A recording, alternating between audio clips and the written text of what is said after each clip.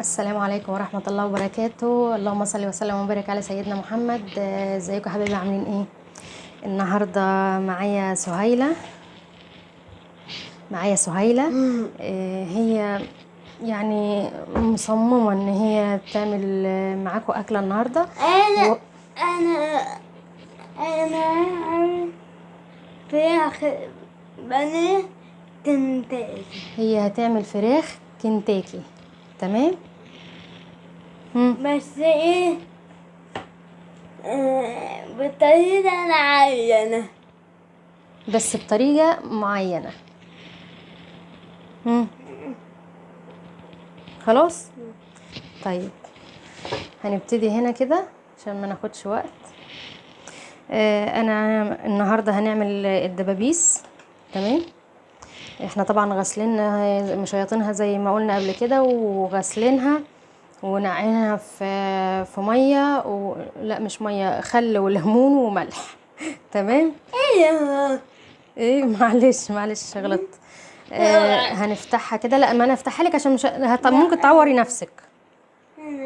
طيب وريني كده بالراحه. بص انت مش عارفه ازاي. طب ثواني. اقطعها لك انا، ثواني. هنقطعها كده مرتين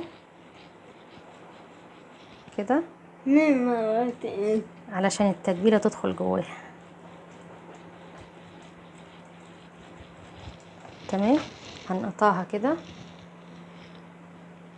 هناخدها شرطتين كده علشان التتبيله، وعلشان واحنا بنسويها كمان ايه، تستوي من جوه. والله هي ما طلعتش سهيله. العيب مش في سهيله، العيب في السكينه. تمام، ثانيه واحده. تمام كده. نشوف اللي بعدها دي، هنقطع منها حته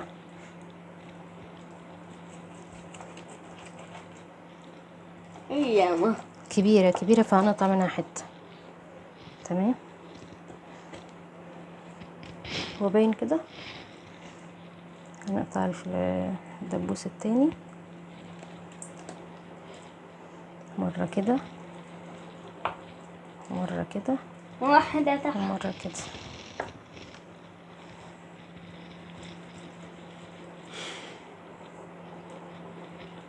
خليني انا هبدأ.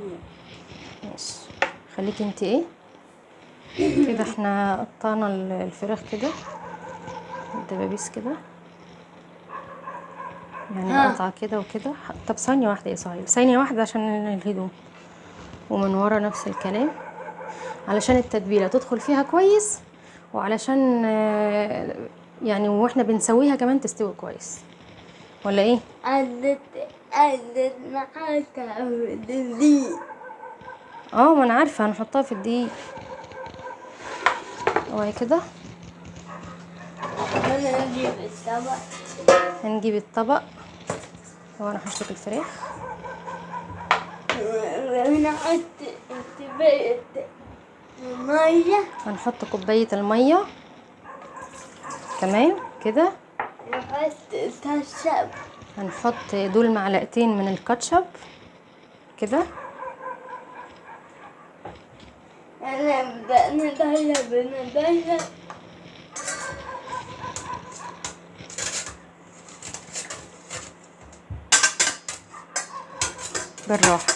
بالراحة. ندهب لحد الكاتشب وراح في مية.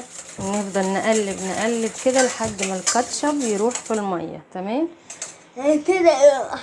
كده. هو راح، تمام. ونجيب التوابل. عندي هنا التوابل. استني ثانية واحدة، هتكب الدنيا. ثواني يا سهيلة. هنا عندي معلقة ملح، تمام. ومعلقة كبيرة من بهارات الفراخ. وعندي معلقة صغيرة من الثوم البودر، معلقة صغيرة من البصل البودر، معلقة كبيرة شطة ناعمة. عندي كمان هنا معلقة كبيرة من الكاري، ومعلقة او نص معلقة صغيرة كده من البابريكا، ونص معلقة من الفلفل الاسود، ومعلقة كبيرة من السبع بهارات. والمفروض ان انا كمان يكون عندي حبهان مطحون، بس انا ما عنديش حبهان مطحون بصراحة. عندي دول طبعا مش هحطهم صحيين زي ما هم. اول حاجة هعملها ان انا ايه، هفصص الحبهان ده كده، واخد اللي جواه واحطه هنا ايه في الشوربة على اذنك هنا على البلد. كده.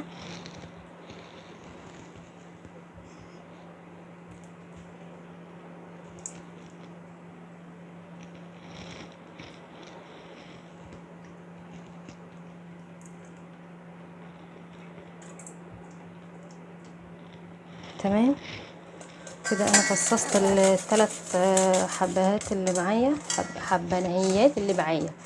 طب ثانيه واحده ثانيه واحده ثانيه واحده كده، هننزل بالتوابل دي، التوابل دي تاني. ثانيه واحده يا سهيله،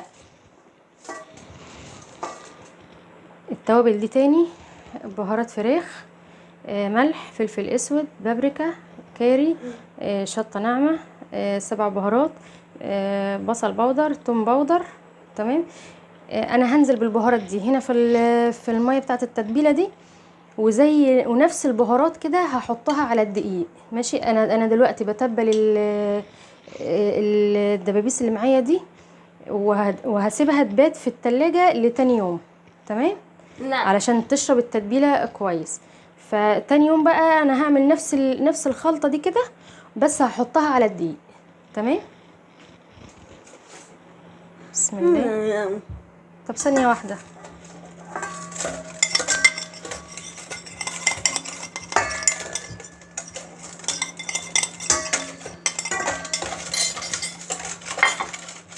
طب ممكن دقيقة؟ طب ثانية واحدة ثانية واحدة. معلش معلش. حاضر حاضر، بس ندوبهم كده الأول بس.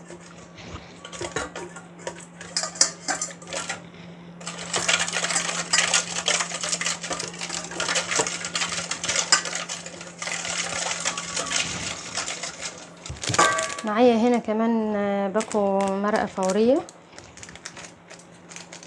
انزل بيها على الخلطة بتاعتي. بالراحة بالراحة يا سهيلة.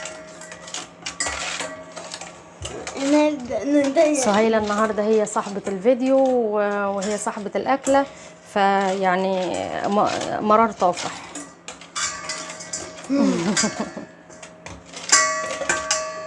طب ممكن انا عارفاكي شاطرة.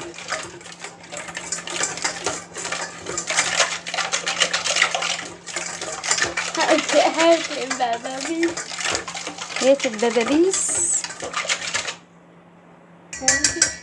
تمام كده. طيب ثانية واحدة عشان انا يخلق ماشي اتفضل. بين الستين. ماشي.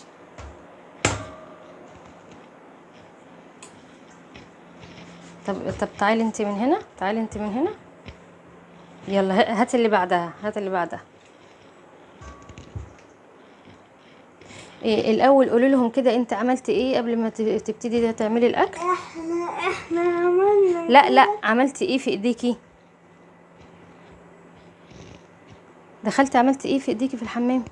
عشان ايدي، عشان دارسين غسلت ايديها علشان الجراثيم. عملنا كده. اه اخدت. ايوه بالراحه بالراحه.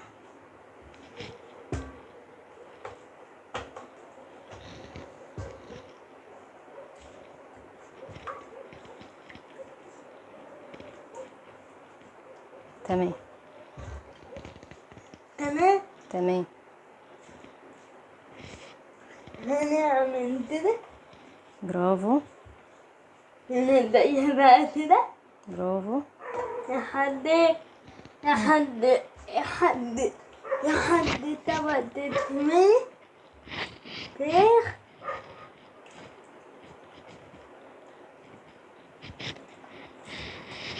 هات اللي بعدها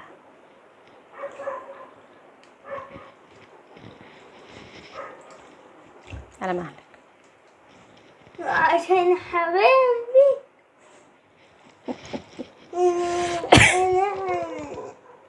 شوفي بطلع لا بس ايه بمية ساقعة. علشان يا حبايبي بكرة هنعمل شغل زي كده، الشغل ده برضو بس هنحطه في مية ساقعة. تمام، اوعي كده بقى. اوعى ده طب اوعي سوي هعديه. اهو. دي التوابل كده. تمام، انا هحطها في كيس حراري علشان تشرب من التتبيله كويس، وهربطه كويس واحطها ايه في التلاجة. تمام، مش عايزه اقول لكم الريحه عامله ازاي والله. ريحتها حلوة. ريحه التتبيله بجد تحفه. بس ثانيه واحده بس كده ايه، ايه يا ماما؟ هنخلي بس التتبيله تدخل في الاماكن اللي احنا مفتحينها دي. انا فريدة. ماشي، معلش زاد التأكيد، انا عارفه ان انت شاطره. شاطره ولا مش شاطره؟ انا شاطرة.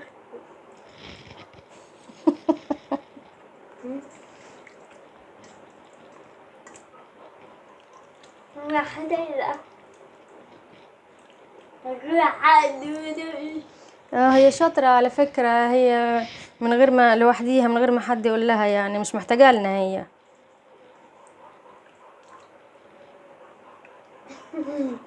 مش كده؟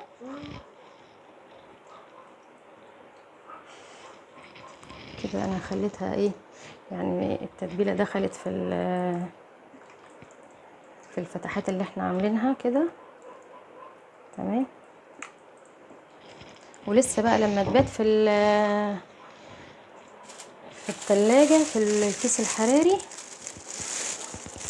هتشرب هتشرب اكتر واكتر. الشيف سهيلة بتقول لكم هتشرب اكتر. لا ثانية واحدة، لا خلاص، عشان ما نوسخش الكيس. تمام،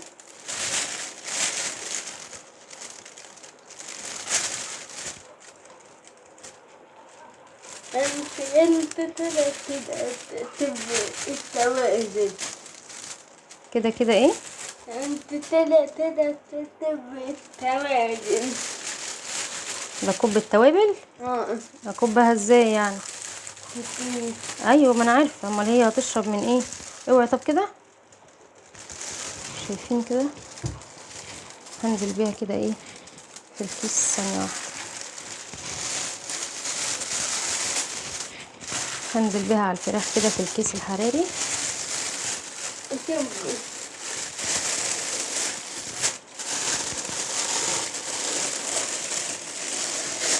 ثانيه واحده يا سهيله اللي تقطع الكيس. انت تايب. نزل كل التوابل اللي في الطبق.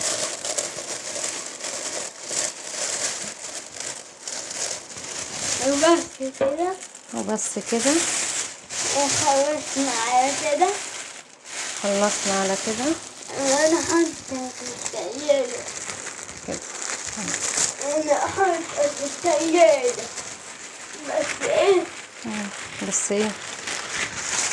عملنا اشتراك. بس اعملوا لنا اشتراك عملنا لايك واعملوا لنا لايك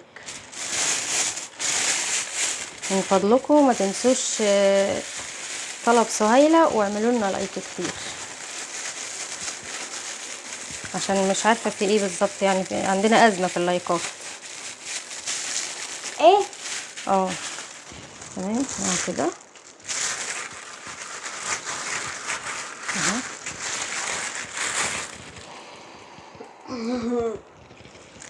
هنحطهم. طب اتكلم، اتفضلي. هنحطهم في التلاجة كده لحد بكرة ان شاء الله. لما نيجي نكمل الفيديو هتكون شربت بقى من التتبيلة وبقت ايه تمام. عايزة اقول لكم ان فكرة الكيس الحراري دي تحفة بصراحة، تحفة. اللي هو مش شرط تكون الفراخ الكنتاكي، ممكن كمان جدا جدا اي تتبيله فراخ تعمليها من بالليل وتحطيها في الكيس الحراري وتحطيها في التلاجة، تشرب بقى من الفراخ، يعني هتشرب من التتبيله اللي انت عاملاها، هتبقى تحفه، هتبقى طعمها حكايه. ثانيه واحده هتكون طعمها حكايه. ليه؟ لانها شربت بقى من التتبيله اللي انت عاملاها كويس قوي قوي. وبعد كده الصبح تروحي او انت او على ميعاد الغدا تطلعيها تحطيها في صينيه بنفس الكيس بتاعها. تمام. بتخرمي الكيس بس 3 خروم كده علشان الهواء ما يتكتمش جواه ويفرقع، وتدخلي الفرن. مش عايزه اقول لك بقى يعني الطعم هيبقى عامل ازاي، بجد والله العظيم. كده احنا هنحطه في الثلاجه وبكره نشوف هنعمل ايه. تبلنا الفراخ امبارح وحطيناها في التلاجة، باتت معانا لحد تاني يوم كده. النهارده بقى هنعملها كده كنتاكي على طريقة سهيلة. هي أكلة سهيلة وهو فيديو سهيلة، فهنشوف مع بعض. أول حاجة هنا كده أنا مجهزة معايا مية ساقعة جبنة مية ساقعة. تمام. بس نتأيد. بس متلجة. شايفين هي فيها تلج، يعني يعتبر فيها تلج اللي هي تبقى خلاص هتتجمد. تمام. فشايفين اكيد شايفين حته التلج، هي لازم تبقى ساقعه متلجه كده. تمام. وعندي هنا الفراخ اللي تبلناها امبارح، يعني شوفوا شربت من التتبيله، يعني شايفين شربتها شرب كده. تمام. هنيجي لتتبيله الدقيق النهارده. معايا هنا الدقيق. تمام. هحط على الدقيق باكو بيكنج باودر.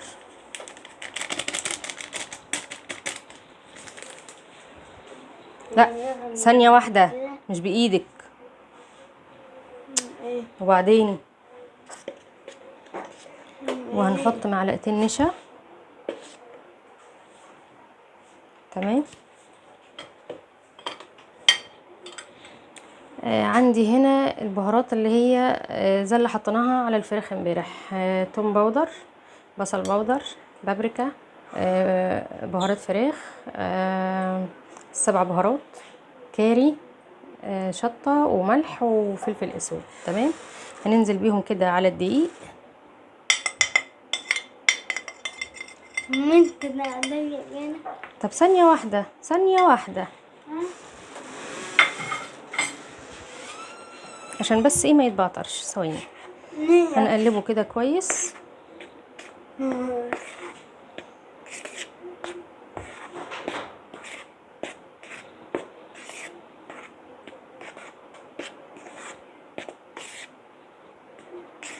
هياخد نفس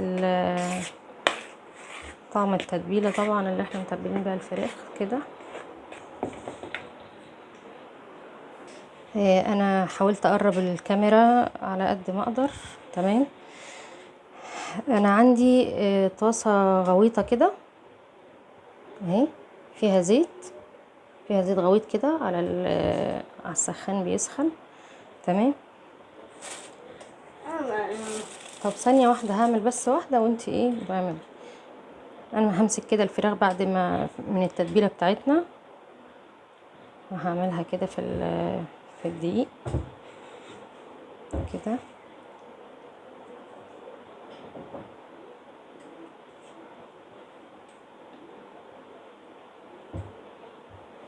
وحتى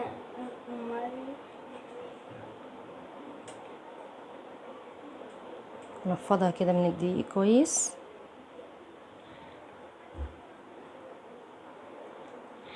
تمام كده. هنزلها في المية المتلجة كده، يعني اعدل مثلا لحد 3 واطلع احطها تاني كده.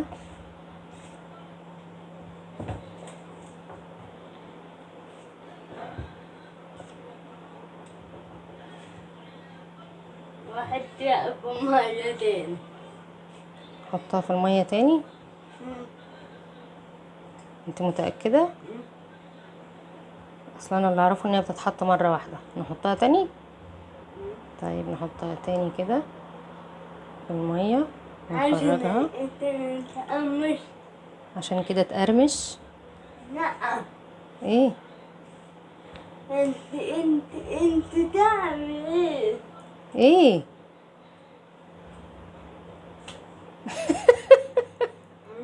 صحيح شايفه ان انا بوظت التتبيله بتاعتها او الوصفه بتاعتها. لا على فكره هي كده يا سهيله، حطها خلي كده. بالك لا. خلي بالك انتي ثانيه واحده، يعني انتي تعملي فيها طبخه. اتفضلي يلا بالراحه. كبسي نص الدقيق. مم.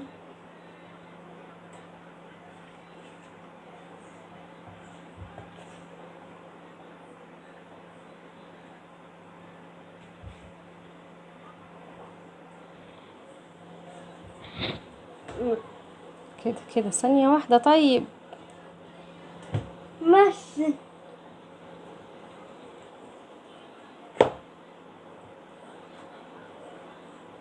بس يا ماما كفايه، كفايه غسلتيها. لازم. لازم ايه بس؟ طب ينفع كده؟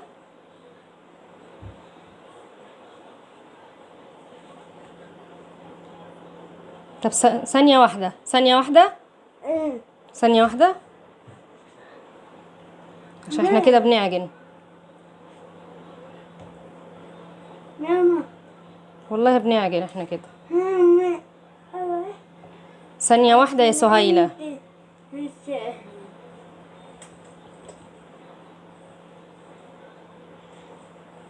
ثانيه واحده.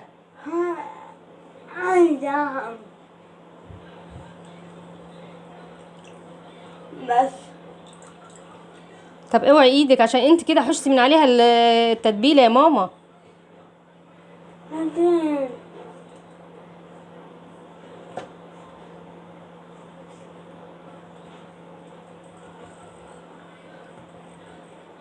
شايفين كده؟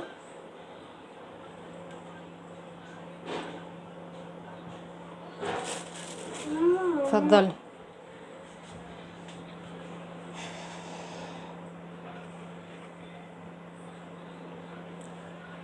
ليطي يا حبيبتي ليطي.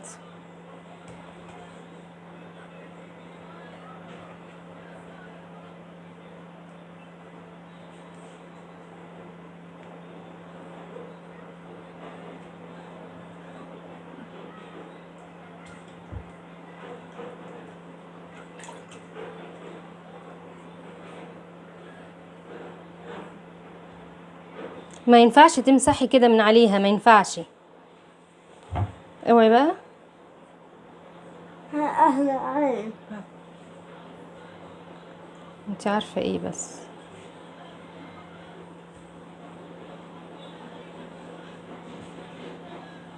هات حتى ثانيه واحده. لا خلاص اوعي. مية. لا حطيناها خلاص. اوعي اوعي لو سمحتي.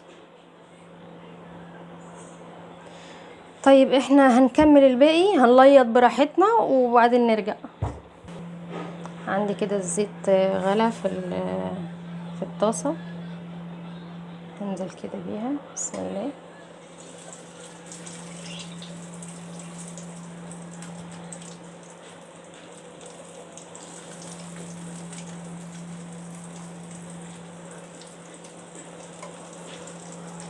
سهيلة اتقمصت وطلعت بره طبعا لما قلت لها كفايه.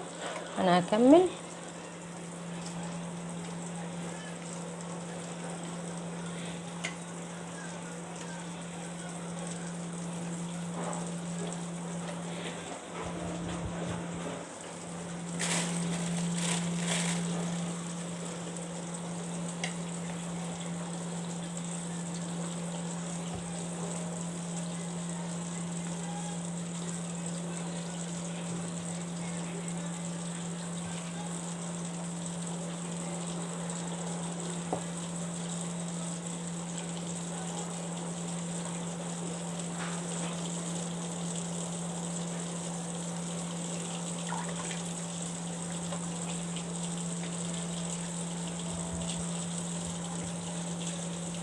هو انا بصراحة غلطت لما حطيت الدقيق في حاجة ضيقة كده، يعني كان المفروض احطها في حاجة واسعة.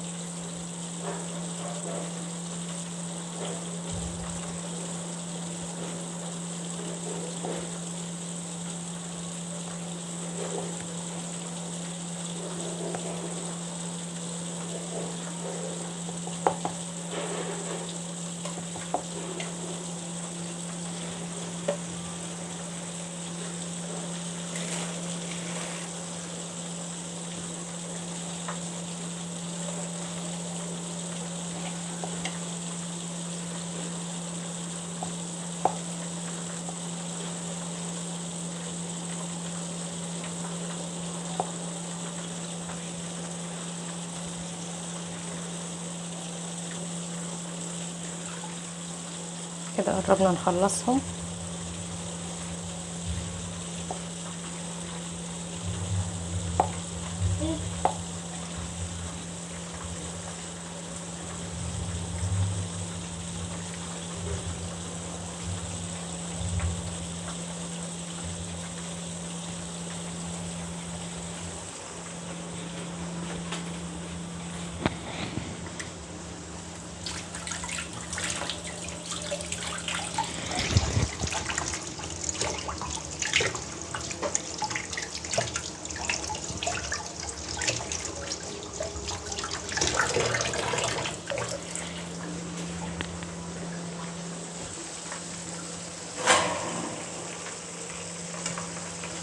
هنقلبها كده.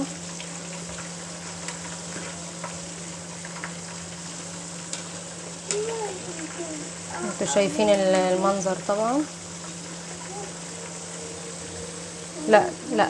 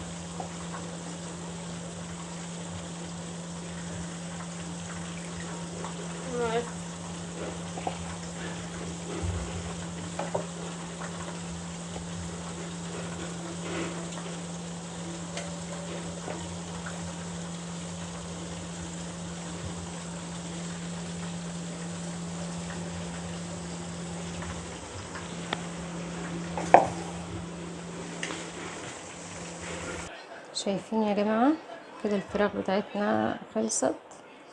بصوا، يعني مش عايزة اقول لكم. بص، لا يعني مقرمشة جدا. بصوا ثانية واحدة، اللي هي كريسبي خالص. تمام. انا مش قادرة اقطع منها بصراحة، هي سخنة سخنة جدا. فايه رأيكم؟ يعني بدل ما نشتري من بره،